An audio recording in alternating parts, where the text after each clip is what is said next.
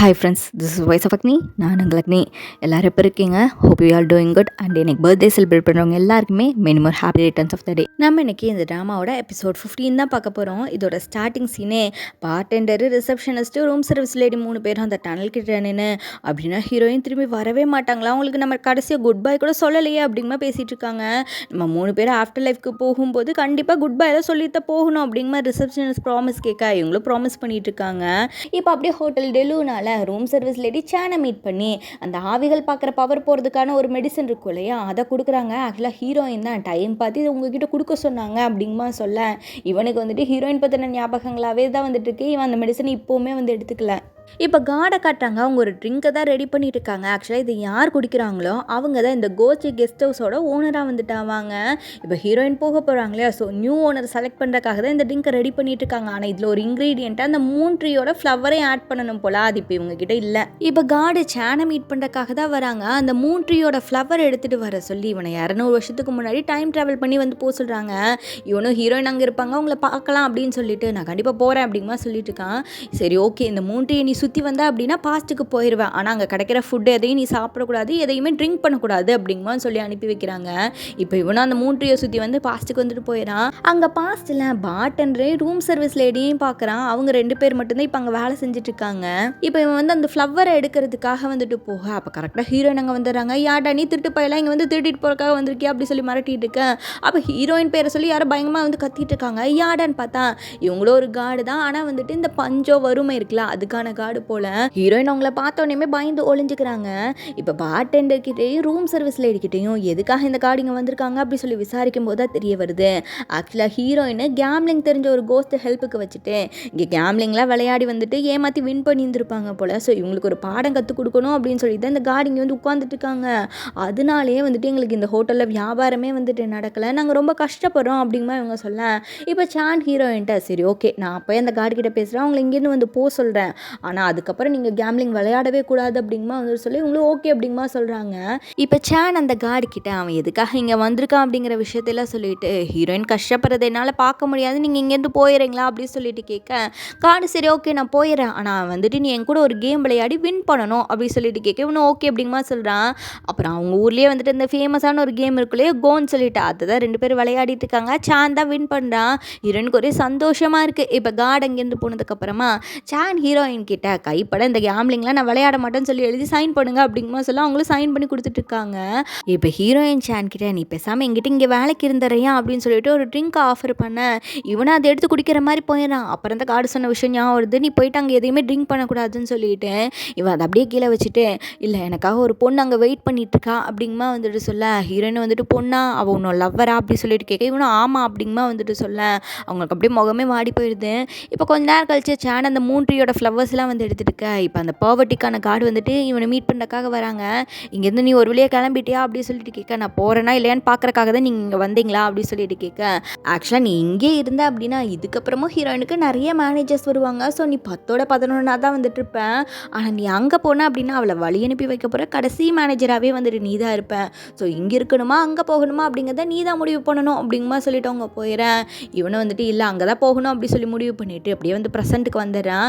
Card கிட்டையும் போயிட்டு அந்த ஃப்ளவர்ஸை வந்து கொடுக்க கார்டு இவனுக்கு ஒரு ஹாப்பி நியூஸ் சொல்கிறாங்க, ஹீரோயின் வந்துட்டாங்க அப்படின்னு சொல்லிட்டு இவன் அப்படியே அங்கேருந்து தலை தெறிக்க அந்த டனலுக்கு தான் ஓடுறான். இவன் ஓடுறத பார்த்தோன்னே வந்துட்டு receptionist bartender room service late 3 பேர் கண்டுபிடிச்சாங்க ஹீரோயின் வந்துட்டாங்கன்னு சொல்லிட்டு அவங்களும் பின்னாடி ஓடி வந்துட்டு இருக்காங்க.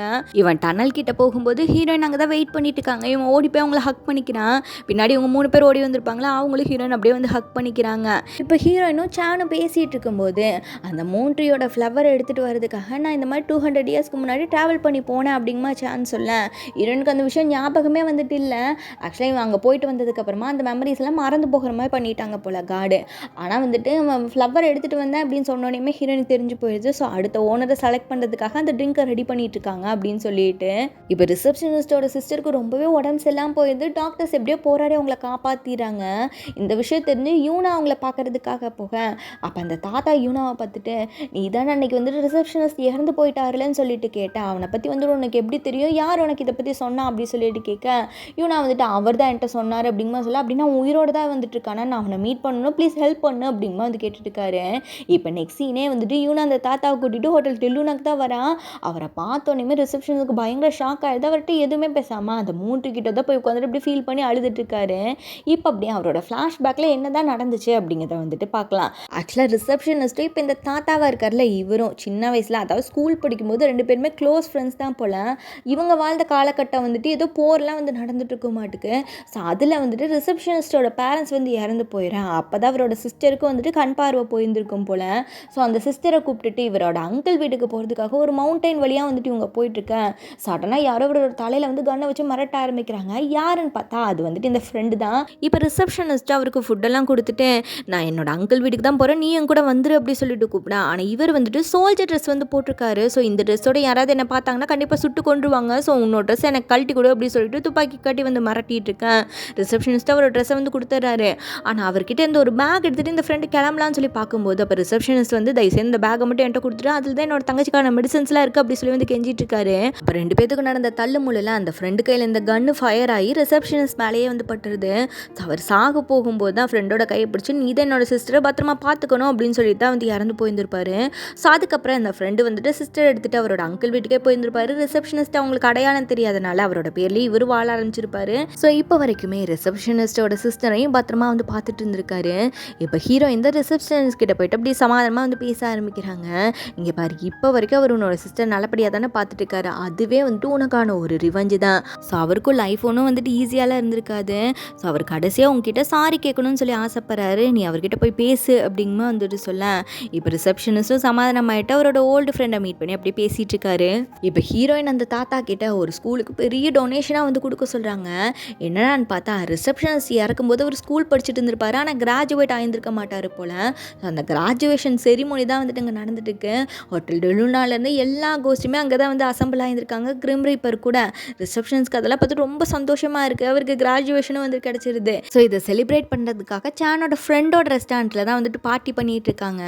சானோட ஃப்ரெண்டுக்கு இவங்க எல்லாருமே கண்ணுக்கு தெரியுறாங்க. அவன் சான் கிட்ட இவங்க எல்லாருமே கோஸ்ட் ஆடா அப்படி சொல்லிட்டு கேட்க ஆமாம், ஆனால் அவங்க ரொம்ப வருஷமாக இங்கே இருக்கனால அவங்களுக்குன்னு பவர்ஸ்லாம் இருக்குது, ஸோ அதனால தான் உன்னோட கண்ணுக்கு அவங்க தெரியுறாங்க அப்படிங்கமா வந்து சொல்லிட்டு இருக்கான்.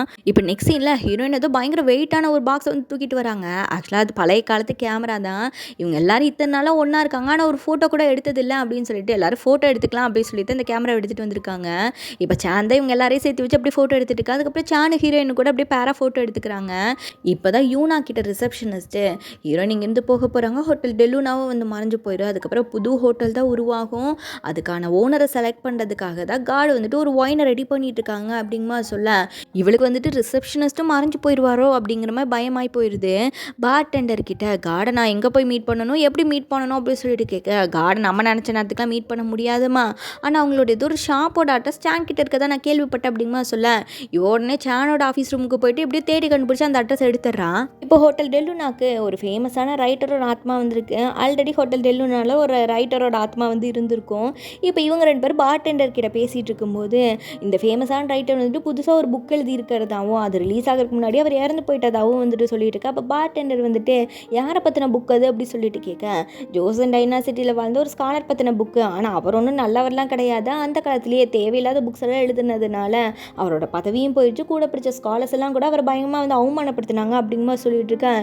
பார்டெண்டருக்கு இதை கேட்டோன்னே அப்படியே கையெல்லாம் நடுங்க ஆரம்பிக்குது, முகமே மாறி போயிடுது. ஆக்சுவலாக இது அவரை பற்றின கதை தான் போல். இப்போ யூனாவை காட்டாங்க, அவள் கார்டோட அட்ரஸ்க்கு தான் போயிருக்காங்க, யாருமே இல்லை, அந்த ஒயின் வந்துட்டு ரெடியாக இருக்குது. நெக்ஸ்ட் சீனே பார்த்தா அவன் அந்த ஒயினை ஒரு பாட்டில் எடுத்துகிட்டு வந்துட்டு ஹீரோயின்ட்ட தான் கொடுக்குறான். நீங்கள் இதை குடிச்சிட்டு மறுபடியும் வந்துட்டு இந்த ஹோட்டலோட ஓனர் ஆயிருங்க ப்ளீஸ் அப்படி சொல்லி வந்துட்டு அவள் கேட்டுட்ருக்கான். இங்கே கார்டு சான் கிட்ட இந்த மாதிரி யூனா வந்து அந்த ட்ரிங்க் எடுத்துகிட்டு போயிட்டா அப்படிங்கமா சொல்லலாம், இவன் வந்துட்டு ரிசப்ஷனிஸ்ட்காக தான் எடுத்துகிட்டு போயிருப்பா அப்படிங்கமா நினைக்கிறான். ஆனால் கார்டு வந்துட்டு இல்லை, அவள் ஹீரோயின்காக தான் எடுத்துகிட்டு போயிருக்கான், ஹீரோயின் அதை குடிச்சிட்டா அப்படின்னா மறுபடியும் ஹோட்டல் டெலுனாவோட ஓனர் ஆயிடுவா, நீங்கள் 2 பேர் பிரிய மாட்டீங்க அப்படிங்கமா சொல்லிட்டு இருக்கேன். அப்போ சான் வந்துட்டு ஹீரோயின் அப்படி ஒரு முடிவு எடுத்தாங்கன்னா நீங்கள் அவங்கள தடுக்க மாட்டீங்களா அப்படி சொல்லிட்டு கேட்க நான் தடுக்கிறது இருக்கட்டும், நீ என்ன பண்ணுவ அப்படி சொல்லி கார்டு கேட்டுட்டு இருக்காங்க. இப்போ சான் நேராக ஹீரோயினை மீட் பண்ணுறக்காக தான் வந்துட்டு வரான். அவங்க அந்த பாட்டில் கையில் வச்சு தான் வந்து நின்றுட்டு இருக்காங்க. இப்போ ஹீரோயின் சான் கிட்டே இந்த ஒயினை நான் குடித்தேன் அப்படின்னா மறுபடியும் இங்கேயே வந்து ஓனராக கண்டினியூ பண்ணுவேன், நான் என்ன பண்ணுறது அப்படி சொல்லிட்டு கேட்க அப்போ சான் வந்துட்டு நான் 200 வருஷத்துக்கு முன்னாடி போகும்போது இதே மாதிரி ஒரு சுச்சுவேஷன் எனக்கும் நடந்துச்சு, நீங்கள் தான் ஒரு ட்ரிங்க் எனக்கு கொடுத்தீங்க, அதை நான் குடிச்சிருந்தேன் அப்படின்னா நான் உங்கள் கூடவே அங்கேயே அங்கேயே வந்து இருந்திருந்துருக்கலாம். ஆனால் அப்படி பண்ணியிருந்தேன்னா உங்களோட ஏதோ ஒரு மேனேஜராக தான் நான் இருந்திருந்திருப்பேன். ஆனால் இப்போ நான் இங்கே வந்ததுனால நான் தான் உங்களை வழி அனுப்பி வைக்க போகிற கடைசி மேனேஜரு. ஸோ வந்துட்டு நீங்களும் எந்த ஒரு தப்பான முடிவும் எடுக்காதீங்க, இதை குடிக்காதீங்க அப்படிங்கமா சொல்ல ஹீரோயினும் சிரிச்சுக்கிட்டேன், எனக்கு தெரியும் நீ இதை தான் சொல்லுவேன்ட்டு அப்படின்னு அந்த ட்ரிங்க் அப்படியே கீழே ஊற்றிடுறாங்க. இப்போ ஹீரோயின் சேனை பார்த்து ரொம்ப தேங்க்ஸ் அப்படின்னு சொல்கிறவங்க ஐ லவ் யூ அப்படிங்கமா சொல்ல சேனை வந்துட்டு லவ் யூ அப்படிங்கமா சொல்லிட்டு இருக்கான். 2 பேரும் அப்படியே சிரிச்சிட்டு இருக்கிறதோட இந்த எபிசோடு வந்துட்டு கம்ப்ளீட் ஆகுது. இன்னும் ஒரே ஒரு எபிசோடு தான் வந்துட்டு இருக்கு. ஹோட்டல் டெல்லுனா ஹாப்பியாக முடிய போகுதா இல்லை சேடாக முடிய போகுதா அப்படிங்கிறத நம்ம நெக்ஸ்ட் எபிசோட பார்த்து வந்து தெரிஞ்சுக்கலாம். நாங்களே நெக்ஸ்ட் எபிசோட வந்து மீட் பண்ணுறேன். Thank you so much. நான் உங்கள் லக்ஷ்மி.